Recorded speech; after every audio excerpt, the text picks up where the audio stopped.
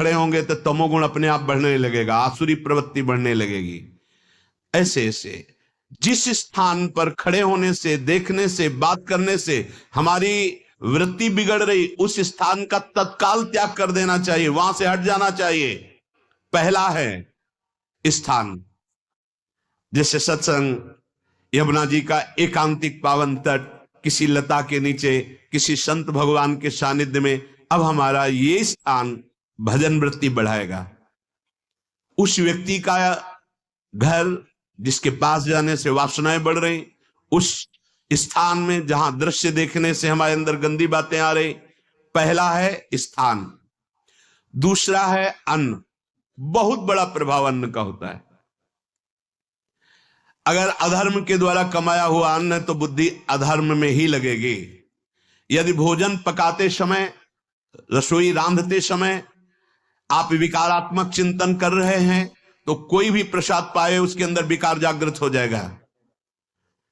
अन्न का बहुत बड़ा प्रभाव पड़ता है। एक बार पूज्यपाद उड़िया बाबा जी महाराज अपने परिकर के साथ भ्रमण में थे तो किसी बड़े धनी मानी ने निमंत्रण दिया, महाराज आज यहीं रुको। तो बाबा ने कहा हम लोग गांव के अंदर नहीं रुकते, तो बाहर कोई वृक्षों का समुदाय, जंगल जैसा, तो उसमें वहां रुके, पर भोजन उनकी तरफ से। भोजन सबने पाया। जब सुबह हुआ तो महात्मा जन, साधक जन एक दूसरे की तरफ देखे और बोले आज तो हमको बड़ा दोष हुआ, गंदा स्वप्न आया और हमारा संयम बिगड़ गया। बोले ये तो हमको भी हुआ, जितने थे सबको हुआ। उड़िया बाबा के समीप गए। बाबा ने कहा अच्छा ऐसा हुआ, ये तो अन्न दोष है, बुलाओ अन्न पवाने वाले को, फिर चलेंगे। बुलाया और बाबा ने कहा बिल्कुल सत्य बोलना, नहीं तो आप जानते हो इतने महात्माओं के संयम को आपने भ्रष्ट कर दिया, सत्य बोलना, क्या बात थी? उनका महाराज संतान नहीं हो रही थी, सुना था आप बहुत सिद्ध महापुरुष हैं तो आपके परिकर को इसीलिए पवाया, अंदर काम भाव था कि हमारे कामना थी कि संतान उत्पन्न हो, वैसे ही चिंतन करते हुए बनाया ऐसे। बोले सबका संयम नष्ट कर दिया। होश में, नरक जाने वाली बात मत सोचो। अरे संतों को पवाओ जैसे अपने पुत्र को पवाते हैं, ऐसी भावना करनी चाहिए। आज हो भाग्य तो परिणाम खुद मंगल में निकलेगा। काम भाव से युक्त होकर क्यों बनाया? सब संतों के अंदर विकार पैदा कर दिया। अन्न का प्रभाव पड़ता है। हम जैसा अन्न पाते हैं वैसा। कई बार सुनाया है, सिद्ध महापुरुष पूज्य प्रातः स्मरण श्री बलराम दास जी महाराज झाड़ू मंडल के, यमुना के पावन तट पर ही है, रास मंडल के पास ही, वो अपने एक लता के नीचे बैठे हुए भगवत चिंतन कर रहे थे। अचानक यमुना जिस नजदीक है तो कोई माई स्नान किए हुए निकली तो नेत्रों ने देखा और विकार उत्पन्न हो गया। वयोवृद्ध सिद्ध महापुरुष, उन्होंने कहा आप तो इस शरीर को नष्ट कर दूंगा। शिष्यों ने कहा महाराज ऐसा क्यों? बोले किसी माता के शरीर को देखकर हमारे अंदर विकार क्यों आ गया? ऐसा नहीं, आज तक कभी नहीं हुआ, ऐसा क्यों हुआ? उनका महाराज आपस में सब शिष्यों ने कि कुछ ना कुछ तो खान पान में गड़बड़ी हो गई तभी ऐसा हुआ। बाबा आज परिक्रमा करते हैं वृंदावन की, बाद में आप जो आदेश करेंगे जैसा करेंगे, पहले परिक्रमा। वृंदावन की परिक्रमा का बहुत बड़ा प्रभाव। जब कभी मन आपका ऐसा विक्षिप्त हो, परेशान हो, तत्काल परिक्रमा प्रारंभ कर देना, नाम जप करते हुए। आप देखना परिक्रमा पूरी होते होते शांति हो जाएगी। बाबा ने खूब नाम कीर्तन करते हुए शिष्यों के साथ परिक्रमा दी, मन का विकार शांत हो गया। उनका ऐसा कैसे हो सकता है कि हमारे अंदर विकार आ गया? ये बड़ी सूक्ष्मता का विषय है। कल प्रसाद कहां से आया था? तो उस समय लाडले गोविंद देव जी महाराज यहीं विराजमान थे वृंदावन में। बोले तो ठाकुर गोविंद देव जी का प्रसाद आया था। लकुट उठाई, गए हो तो भगवत स्वरूप तस्मित तज्जने भेदा भावात। भगवान और भगवान के ऐसे जनों में भेद नहीं होता, वो भगवत स्वरूप होते हैं। गए और कहा बताओ आपका प्रसाद न पावे तो अपराध लगे कि प्रसाद नहीं पाया, और प्रसाद पावे तो हमारे अंदर काम जागृत हो जाए, हम तो मरे ना दोनों तरफ से। तो ठाकुर जी बात कर रहे थे, दूसरों को नहीं सुनाई दे रहा था। कह रहे थे कि देखो नाराज मत हो, कलकत्ता की वैश्या थी, उसने भोग लगाया, अब उसने भोग लगाया तो हमने चख पाया। तो आपको प्रसाद का किनका लेना चाहिए? किसने कहा था कि पूरा प्रसाद पाइए? जरा किनका ले लेते हो, मधुकर ही पाते। हाँ, ये बात आपकी मान। तो हमारा तो पूरा विश्व है, कोई भी भोग लगाएगा हम तो पाएंगे। और हमारे प्रसाद की निष्ठा आप सबके हृदय में, तो किनका लीजिए, पूरा मत पाइए। सोचिए, भगवत अर्पित प्रसाद और वृत्ति, भगवान ने आदेश किया किनका पाओ, मां धोकरी मांग के खाओ। यहां वर्णन कर रहे, यदि हम अन्न, जब वो मिले मुझे पहली बार, उनसे हो गई आंखें। अन्न थोड़ा भी हमारे अंदर दूषित चला गया, तो जब कभी ऐसी विकार की भावना हो, आपके अंदर विकार बन रहा है, तो खोजिए। आपने कोई दृश्य देखा है, आपने किसी से बात की है, आपने कोई ऐसा संकल्प बनाया, नहीं, तो फिर भोजन दोष आ गया। अब आज उपवास कर दो, जब तक वो वृत्ति न नष्ट हो तब तक कुछ मत पाना, जल से काम चलाना, तो एक दिन एक पहर अपने आप शांत हो जाएगा। अगर बहुत विकलता हो रही तो नाम कीर्तन शुरू कर दो, भोजन मत पाना, नाम कीर्तन शुरू, बिल्कुल शांति मिल जाएगी, बिल्कुल। और ये तो उदाहरण महापुरुष इसलिए देते कि हम सावधान रहें। हमारे अच्छे भाव या बुरे भाव में ये 10 बातें बहुत प्रभाव डालती हैं। पहला स्थान, दूसरा अन्न, और तीसरा जल। पानी भी बहुत संभाल के, नहीं आजकल तो देखो प्रायः ऐसे दांत से प्लास्टिक नोचेंगे, ऐसे पानी पिएंगे, कब भरी गई, कहां भरी गई, कैसा पानी, बड़ा देखो कैसा हमारे भजन साधन के लिए विक्षेप पैदा होता चला जा रहा है। पहले सुंदर सरोवरों का जल, मतलब 15 वर्ष तो गंगा जल ही केवल पिया है, जो आकाशवृत्ति से मिला नहीं, गंगा जल ही पिया है। कुआं का जल, फिर आया हैंडपैप का जल, अपवित्र होने लगा। हैंडपैप में जो वाशर, अगर वो कहीं चमड़े का पड़ा हुआ है तो अपवित्र जल हो गया। अब हैंडपैप का भी अंतर ध्यान स्वरूप हो गया, अब तो नहीं दिखाई देता। अब रह गया है मोटर से निकले और फिल्टर में जाए, वो मशीन जो फिल्टर करती पानी को, आरओ, उससे। अब वो जिनके पास है तो है, नहीं तो परिक्रमा लगाया हो, आपको पानी पीने को नहीं मिलेगा। देखो कैसा समय आ गया। भोजन, पहले कोई दगाबाजी भोजन में तो नहीं करता था। गांव में जब जिसके यहां दूध बेचा जाता था ना, उसको बहुत लघु दृष्टि से देखा है, गाय माए एक बराबर होती है, ये दूध बेचता है। 10-5 किलो मठा तो आप ऐसे मांग के ले सकते थे, अगर अड़ोस पड़ोस में वो मठा मिल जाएगा। जब कोई उत्सव होता, फ्री दूध 100-200-500 किलो पूरे गांव के सब दे देते, कोई ऐसे बेचता था। अब दूध नहीं, जब बूढ़े लोग बैठते थे कहते थे पानी बिकेगा आगे चल के। आज पानी बिक रहा है, नहीं बिक रहा, पानी बिक रहा है। हमें लगता है सबको ही पैसे से ही पानी है, वो बोतलें नीली नीली नहीं, इतनी बड़ी बड़ी बिकती, उन्हीं से पानी पिया जा रहा है। आगे और समय, जल का प्रभाव पड़ता है। जैसे हम गंगा जल पीते थे, सही कहते हैं, कई कई दिन जब भोजन नहीं मिलता तो पूरी पौष्टिकता गंगा जल से मिलती थी। गंगा माता के जल से ऐसा लगता था मानो हम परम पावन अमृत पान कर रहे हैं, सारी पौष्टिकता मिलती थी। कुएं का जल अपने आप में पौष्टिकता से युक्त होता, जो हमें चाहिए। आज देखो जल की समस्या हो गई, पवित्र जल पीने के लिए हम तरस रहे हैं। कहां है जल और कैसे मिलेगा जल? या तो आप पैसे वाले हो तो आप खरीद करके पीजिए, नहीं तो अब वो जल नहीं रह गया कि कुएं से निकाला पी लिया या सरोवर से पी लिया। या कैसा दुर्भाग्य है। जल का बहुत बड़ा योग है साधना में। जैसे स्थान का तो परम पावन वृंदावन धाम, अन्न का तो अब हम भगवत प्रसाद पाते हैं, तो जल का बहुत बड़ा योग है। आज दूषित होता चला जा रहा है, क्योंकि अब हाथ की बात नहीं रह गई है कि आप सुंदर कुआं से जल लें या सरोवर से जल लें या आप नदी से जल लें। हाँ, स्वामी जी के लिए लिखा हुआ है कि रोज यमुना स्नान और रोज यमुना जल ही पान। हमारे वृंदावन के समस्त भगवत स्वरूपों का स्नान यमुना जल से ही होता था, हो रहा है और होता ही रहेगा। बिहारी जी के लिए आज भी कलश में भरकर यमुना जल ही जाता है। वो कपड़ा से ऐसे ढक के जब हम 2 बजे परिक्रमा देते थे तो एक महाभागवत है, वो किसी को छूते नहीं, दूर से कहते छूना मत, बिहारी जी के लिए जल जा रहा है स्नान के लिए बिहारी जी का। फिर चौथा है आपका परिकर, जहां पर रह रहे हैं वो समुदाय, चाहे परिवार हो या समुदाय, वो कैसा है, रजोगुणी है, तमोगुणी है, सतोगुणी है या त्रिगुणातीत भागवतिक है, उसका प्रभाव पड़ेगा।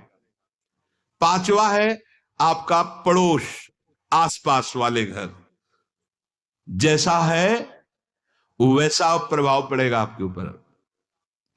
पड़ोस निंदनीय है तो बंधन से युक्त होना पड़ेगा। लंका के पड़ोस में रहने के कारण अगाध महिमा वाले समुद्र को बांध दिया गया, रघुनाथ जी ने पुल बांधा।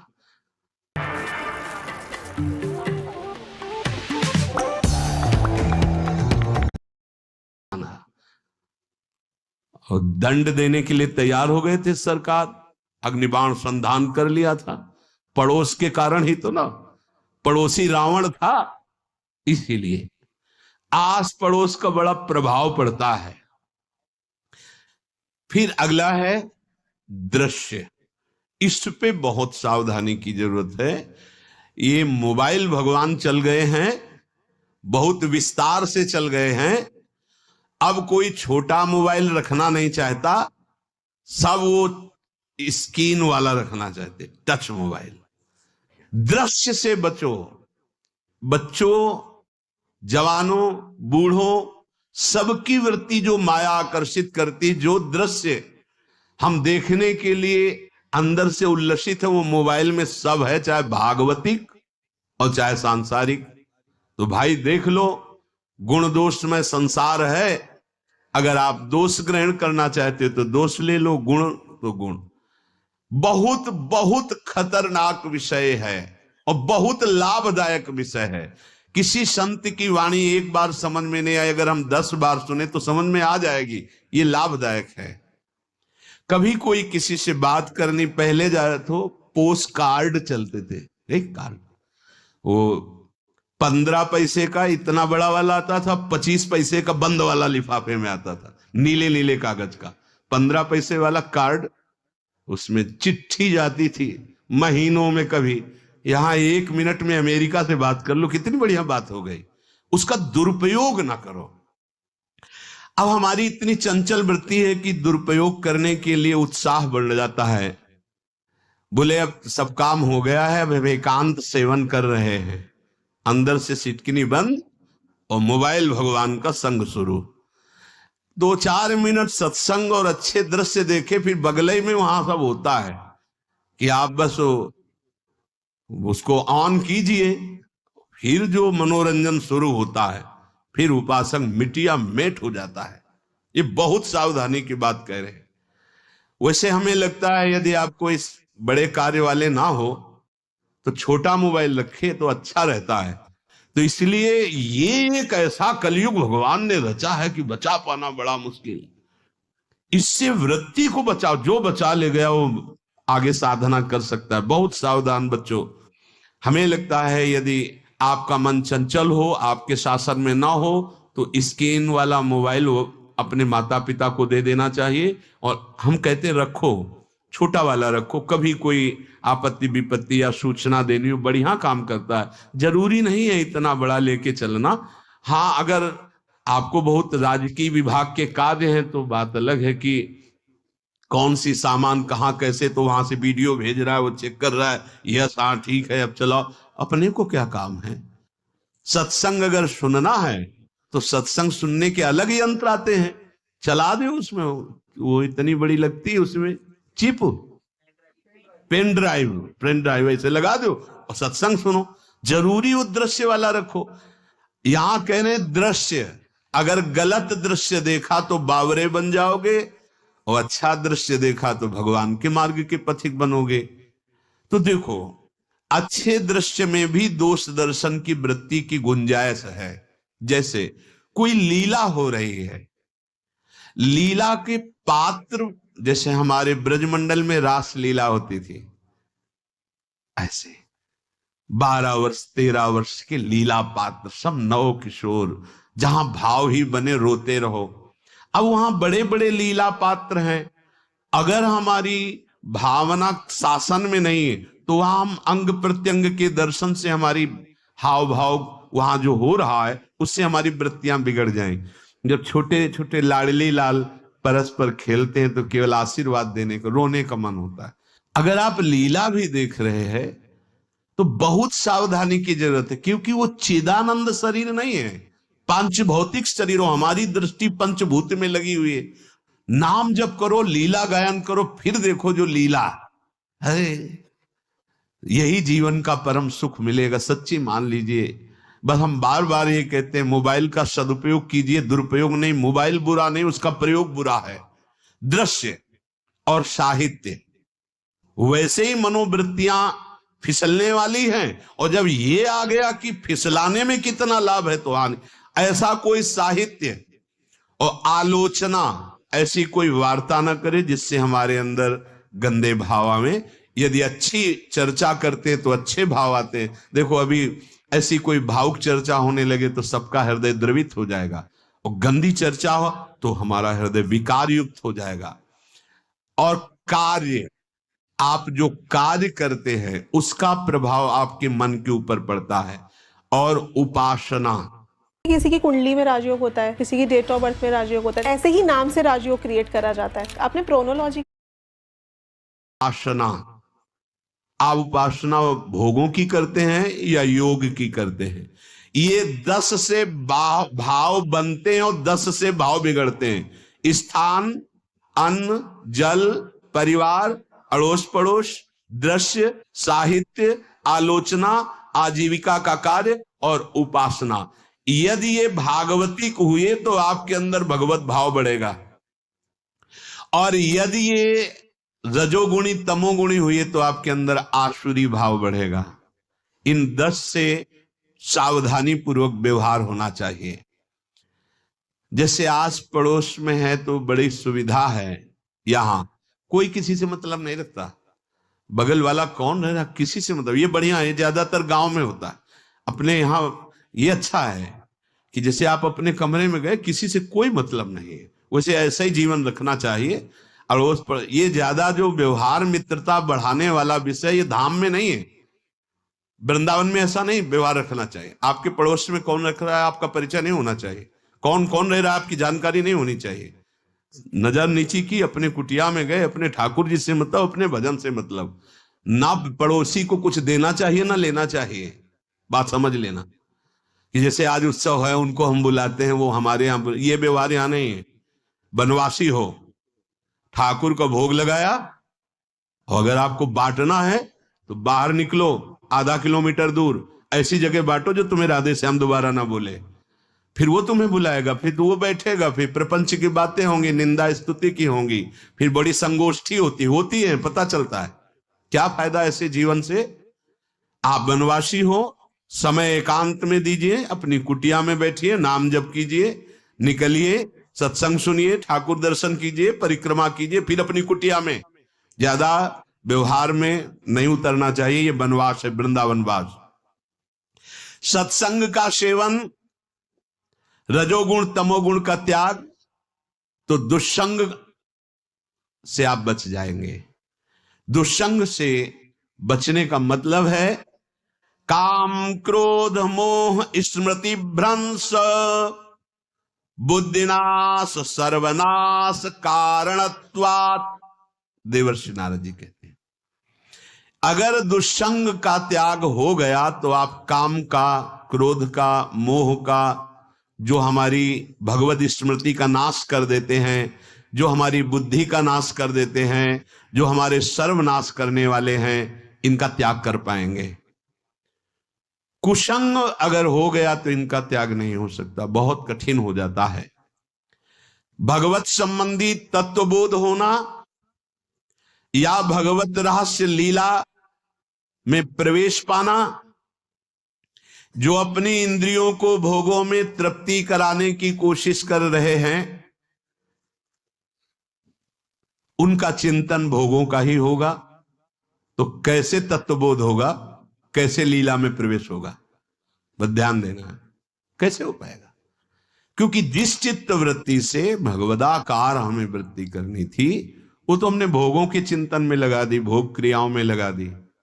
एक स्थिति होती है जब आपकी चित्त वृत्ति भगवदाकार हो गई है, तो व्यवहार में रहते हुए भी विषयान ग्रहणंत मुंचंत वा, खान पान उठना बैठना है सब बाहरी क्रियाएं हो रही हैं, अंतर से वो अपने आराध्य देव में सदैव स्थित रहता है। उसका परिचय आपको जब ऐसे महापुरुष का सानिध्य मिलेगा, तो आप विषय सेवन करते हुए भी निर्विषय रहेंगे। आपके अंदर विषयों की प्रियता नहीं रह जाएगी, आपके अंदर एक प्रबल वैराग्य ऐसी धारणा बन जाएगी, कुछ नहीं, कोई भी तुम्हें प्रभावित नहीं कर सकता। यद्यपि खान पान हर्ष आदि की सब व्यवहारिक वृत्तियां हैं, पर उस महापुरुष का प्रभाव ऐसा होगा कि आपका हृदय निर्विकार हो जाएगा। और बहुत ही त्याग की सब बातें की जा रही, लेकिन हृदय भी सही है, तो संग से विषय रंग बढ़ जाएगा। ये देखा गया है। हृदय अगर निष्प्रिय है, जिसका हम संग कह रहे हैं, तो उसका परिणाम निष्प्रिय निकलेगा। व्यवहार में कुछ भी हो, निष्प्रियता ही आपकी बढ़ेगी, निर्विकारता बढ़ेगी, क्योंकि उसकी स्थिति का संग हो रहा है, उसका प्रभाव पड़ रहा है। तो सर्वनाश की जड़ है विषय चिंतन, ये बहुत बड़ी बात है। विषय चिंतन सर्वनाश की जड़ है। यहां विषय भोग नहीं कहा, क्योंकि चिंतन का परिणाम भोग है। पहले चिंतन होता है।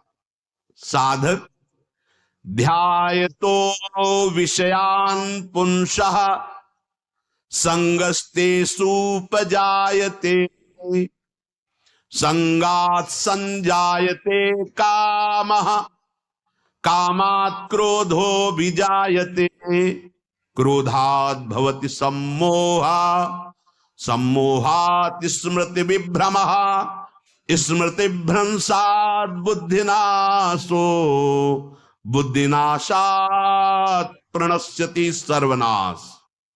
कैसे हुआ? ध्यायतो विषयान् पुंसः, विषयों का चिंतन। इसीलिए अनन्यश्चिन्तयन्तु माम